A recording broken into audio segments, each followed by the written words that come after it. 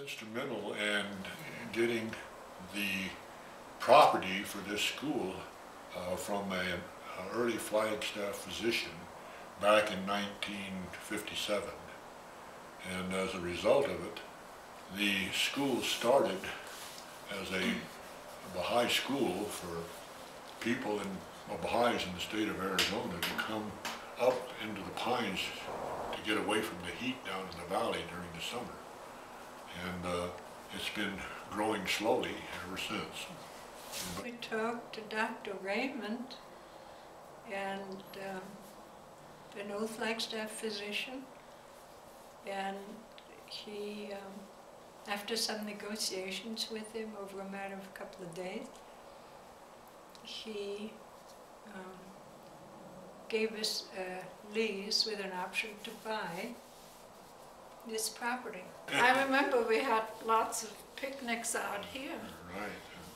And big bonfires. True.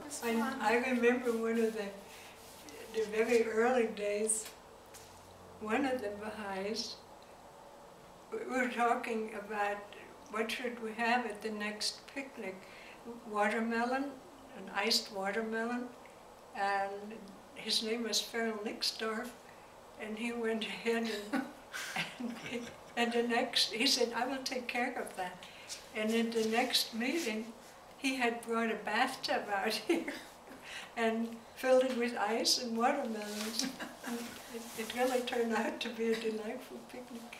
The first Bahai Summer School was held in 1959 on the 4th of July, and it used to be a great place for Native Americans to come and camp instead of camping in Flagstaff during the powwow, because the powwow in Flagstaff was a gathering of Native Americans, and it was a traditional thing from way back in the early days. Some of them preferred to camp out here rather than in town, whereas they found it more to their liking out here. So the first summer school was in 1959.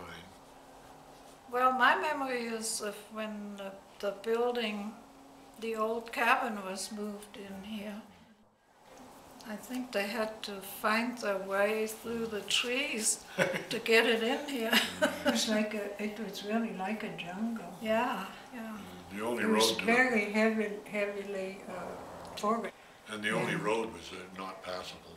Yeah. In fact, this young lady was getting ready to have Willie, maybe? Susie. Susie, yeah. And they were stuck they were stuck in a wash there,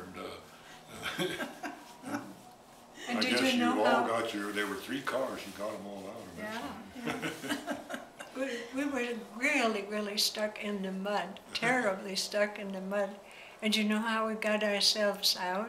It was just Marianne, and my sister Hilda and I think. Right. And we pulled limbs off of the ponderosa pines and put them under the tires to get some traction. And that's how we finally got out. We were covered with mud from head to toe. We hope the next summer school will be at the end of July and the first 2 days of August. And that would be what number, I guess? 59 to 2009, that's 50 years, huh?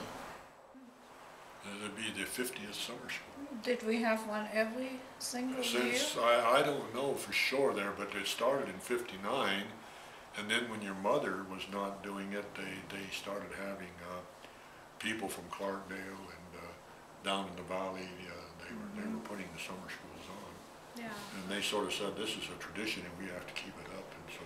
Yeah, I remember in the early days, she used to cook the food and bring it out. Oh yeah, she would make turkey. Yeah. And bring it out, and then there was the famous bread pudding. Oh.